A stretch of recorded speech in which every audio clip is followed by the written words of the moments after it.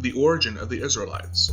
According to the biblical narrative, the Israelites were originally from Mesopotamia and invaded Canaan after being liberated from slavery in Egypt.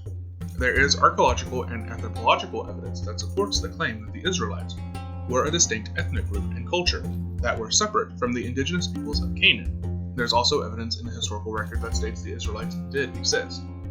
The Minerva Stela states that a group of people called Israel were present in Canaan in 1207 BC. Israeli archaeologist Abraham Faust thinks that the Israelites became a distinct ethnic group in the late 13th century BC when Egypt began losing control over Canaan, while many scholars argue that the Haberu, also called the Aperu by the Egyptians, from Egyptian and Canaanite records, are the Hebrews or Israelites because their names sound similar. Many scholars disagree with this theory because the Haberu were described as a social class instead of an ethnic group. There is evidence of a material culture in Canaan that supports the presence of a new group of people who lived in Canaan who were not Canaanite. During the Late Bronze Age, there is physical evidence that Canaanite city-state culture began to decline, while tiny settlements were established in the hill country that became more developed during the Iron Age.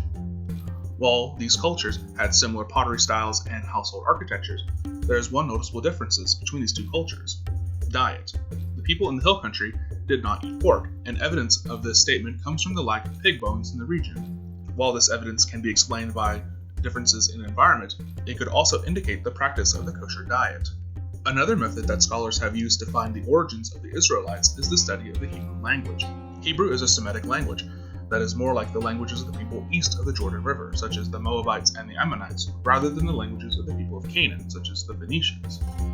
Several important elements of Hebrew grammar, such as verbs and pronouns, are like those of the Moabite and Aramaic languages, while there is no relationship to those of the Canaanite and Phoenician languages. Many words in Hebrew also have no connection to words in the languages of Canaan.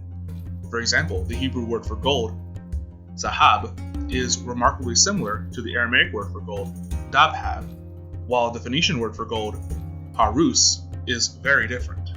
By studying the Hebrew language in relation to other languages, there is evidence that indicates that the Israelites had no linguistic relationship to the people of Canaan and may have came from an area east of the Jordan River.